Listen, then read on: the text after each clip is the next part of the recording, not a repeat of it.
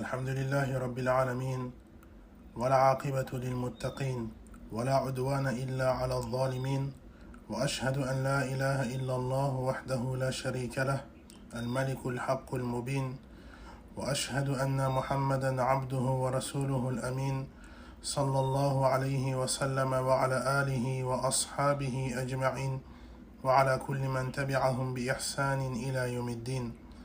أما بعد، فقال المؤلف رحمه الله تعالى: القاعدة الرابعة أن مشرك زماننا أغلظ شركا من الأولين، لأن الأولين يشركون في الرخاء ويخلصون في الشدة، ومشرك زماننا شركهم دائم في الرخاء والشدة. والدليل قوله تعالى: فإذا ركبوا في الفلك دعوا الله مخلصين له الدين فلما نجاهم إلى البر إذا هم يشركون. Wallahu a'lam. Donc l'auteur de dire qu'Allah lui fasse miséricorde. Quatrième règle: les polythéistes de notre époque sont bien plus ancrés dans le polythéisme que les premières générations. En effet, les premières générations donnaient des associés à Allah dans l'aisance et lui vouaient un culte exclusif dans la difficulté. Quant aux polythéistes de notre époque, leur polythéisme est permanent, aussi bien dans l'aisance que dans la difficulté. La preuve de cela réside dans le verset 65 de la sourate 29, sourate Al-Ankabut. Quand ils se trouvent sur une embarcation et craignent de chavirer, ils invoquent Allah en lui vouant un culte exclusif. Mais dès qu'il les sauve en les ramenant sur la terre ferme, ils lui donnent des associés. فالمسألة الأولى دلت القاعدة المذكورة على أمور خمس. Premier point, cette règle citée par l'auteur indique 5 choses. الأمر الأول أن مشرك العرب الذين بعث فيهم رسول الله صلى الله عليه وسلم كان لهم عبادات لله. Premièrement, les polythéistes arabes auxquels le messager d'Allah sallallahu alayhi wa sallam fut envoyé avaient des adorations qu'ils consacraient à Allah. الأمر الثاني أن مشرك العرب كانوا يخلصون حال الشدة.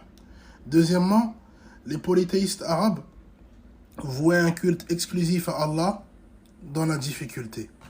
الأمر الثالث أن مشركي هذا الزمان شركهم دائم في الرخاء بل هو أشد حال الشدة.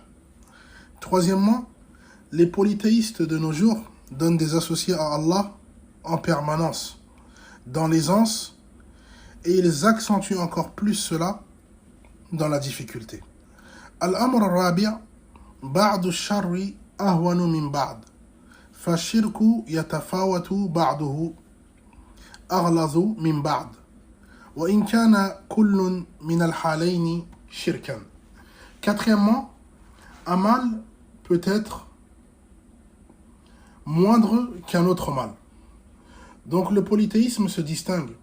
Certaines pratiques sont plus graves que d'autres, bien qu'elles restent toutes graves étant donné que c'est du shirk, du polythéisme. Al-Amr al-Khamis, التوحيد مفزع أعدائه وأوليائه وإلى هذا ذهب الطبري والقرطبي وابن القيم. Cinquièmement, le tawhid, l'unicité, est le refuge des mécréants et des croyants, comme l'a cité At-Tabari, Al-Qurtubi, Ibn al-Qayyim. Amma al-a'da'u fayunjihim min kurabid dunya. Donc quant aux mécréants, il les sauve des afflictions et des angoisses de ce bas monde. Wa amma al-awliya fayunjihim min kurabid dunya wal akhirah. Et quant aux croyants, il les sauve des afflictions d'ici-bas et de l'au-delà. المسألة الثانية آيات أخرى دالة على القاعدة الرابعة. Deuxième point, autre verset indiquant ce que l'auteur a avancé. قال الله تعالى هو الذي يسيركم في البر والبحر حتى إذا كنتم في الفلك وجرين بهم بريح طيبة وفرحوا بها جاءت ريح عاصف جاءت ريح عاصف وجاءهم الموج من كل مكان وظنوا أنهم أحيط بهم دعوا الله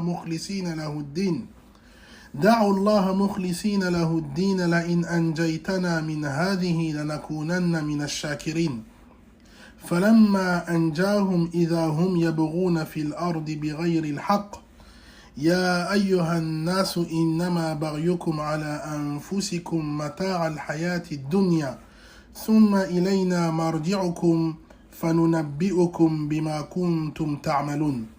Allah dit dans Surat Yunus, Surat 10, versets 22 et 23, c'est lui qui vous fait cheminer sur terre et sur mer, lorsque vous êtes sur des embarcations que nous faisons voguer au gré d'un vent favorable. Les passagers s'en réjouissent, jusqu'au moment où un vent violent les assaillit, que les vagues les frappent de toutes parts, et qu'ils sont certains d'être cernés par la mort. Ils invoquent alors Allah en lui vouant un culte exclusif, et disent « Si tu nous en délivres, nous serons du nombre des reconnaissants. » Mais dès qu'il les sauve, ils s'empressent de semer la corruption sur terre sans aucun droit. Ô homme, votre transgression ne retombera que sur vous-même.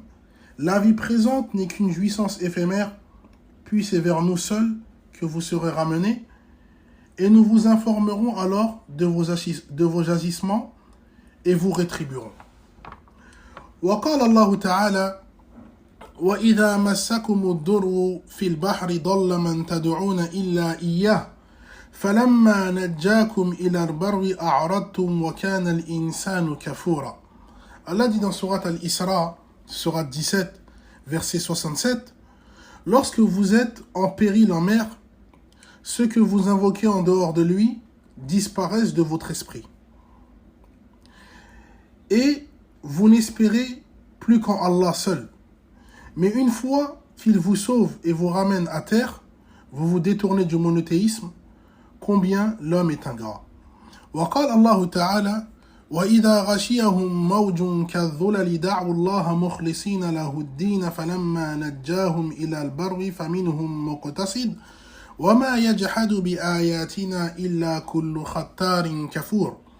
Et de même Allah dit dans Surat Luqman, Surat 31, verset 32, quand une vague semblable à des nuages remplis de ténèbres les recouvre, ils invoquent Allah en lui vouant un culte exclusif.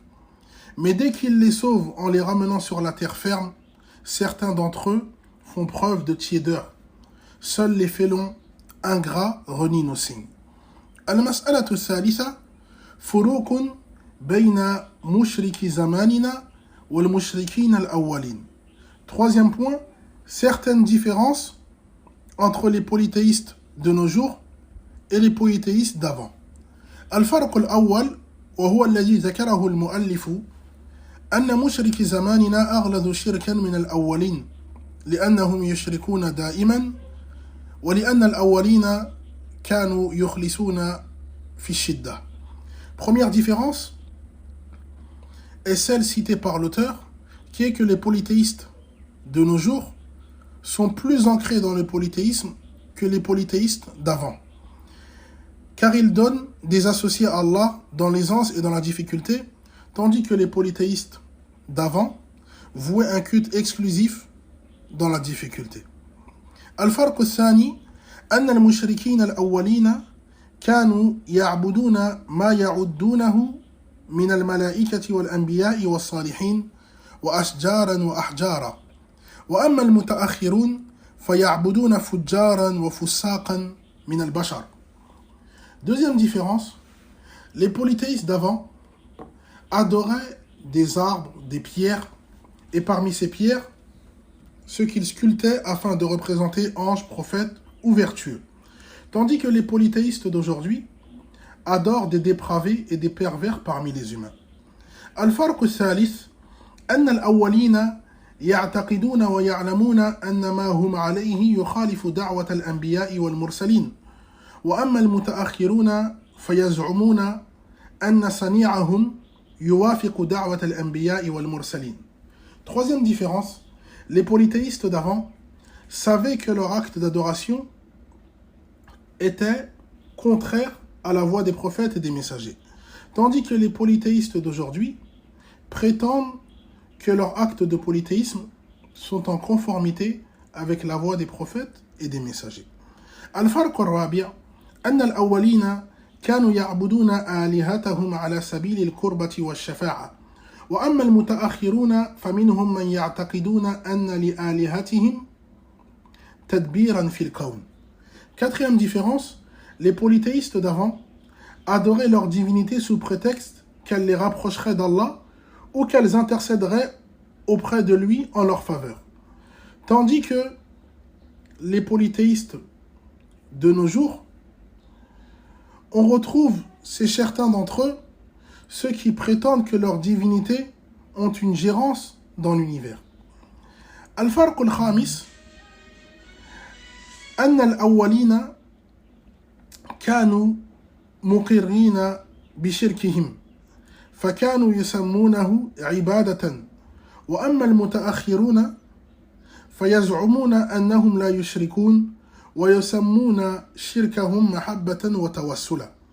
Cinquième différence, les polythéistes d'avant reconnaissaient que leur polythéisme était une adoration vouée à autre qu'Allah. Tandis que les polythéistes d'aujourd'hui considèrent leur acte de polythéisme comme étant un moyen d'adorer Allah ou encore comme étant une preuve d'amour. الفرق السادس أن الأولين كانوا يعظمون اليمين بالله ويعتقدون أن البيت الحرام أعظم من بيوت الأصنام وأما المتأخرون فلا يشك عليهم أن يقسموا بالله كذبا وأما بآلهتهم فلا وكذلك ثم من يفضلون بيوت أصنامهم على البيت الحرام. Sixième différence, les polythéistes d'avant accordaient une grande importance à quiconque jurait par Allah. Et de même, ils considéraient la mosquée sacrée, où s'y trouve la Kaaba, comme étant plus importante que les demeures où ils y dédiaient l'adoration d'idoles. Tandis que les polythéistes de nos jours sont capables de jurer par Allah tout en mentant, mais ils ne mentent en aucun cas lorsqu'ils jurent par leur divinité. De même, certains d'entre eux préfèrent leurs demeures faussement vénérées, ces demeures où ils vouent toute forme de culte, ils préfèrent ces demeures-là à la mosquée sacrée. وثم فروق أخر في بطون كتب أهل العلم وإنما ذكرت بعضا على سبيل المثال لا الاستقصاء. Voilà là quelques différences qu'on retrouve dans les ouvrages de nos savants. J'en ai cité que quelques-unes. المسألة الرابعة خلاصة القواعد الأربع. Quatrième point, un résumé concernant les 4 règles. Donc l'auteur a commencé par invoquer en faveur de l'étudiant, afin qu'Allah le compte parmi ses alliés ici-bas et dans l'au-delà, qu'il en fasse une source de bénédiction, qu'il le compte parmi les reconnaissants, les patients, les repentants, qu'il le guide sur son obéissance. Ensuite, l'auteur a rappelé 3 choses. La première, qu'Allah a créé les créatures afin qu'elles l'adorent seul, sans rien lui associer. La seconde, qu'un acte d'adoration dépourvu de sincérité ne peut être accepté auprès d'Allah. Et la troisième, que toute adoration devient vaine dès lors qu'elle est accompagnée de polythéisme. L'auteur de citer ensuite 4 règles, avec des preuves à l'appui de tout ce qu'il a pu avancer. Donc la première règle consiste à savoir que reconnaître l'unicité d'Allah dans sa seigneurie ne suffit pas pour être considéré comme étant musulman. La deuxième règle est que les polythéistes adoraient autre qu'Allah sous prétexte qu'elles étaient un intermédiaire entre eux et Allah afin de les rapprocher et d'intercéder auprès de lui. Dans la troisième règle, l'auteur a exposé que les divinités adorées en dehors d'Allah n'étaient pas restreintes aux idoles, est donc considéré comme un acte de polythéisme, tout acte voué à autre qu'Allah, quand bien même il s'agirait d'un prophète ou d'un ange rapproché. Et l'auteur a conclu par une quatrième règle où il cite avec preuve que les polythéistes de nos jours sont plus ancrés dans le polythéisme que les polythéistes d'avant. ثم إلى هنا قد انتهيت وتم ما بجمعه عنيت. On arrive donc à la fin de cette étude détaillée du livre Les 4 règles. Qu'Allah nous facilite donc sa compréhension, sa mise en pratique et sa transmission. فهذا والله أعلم وصلى الله على نبينا محمد وعلى آله وأصحابه أجمعين.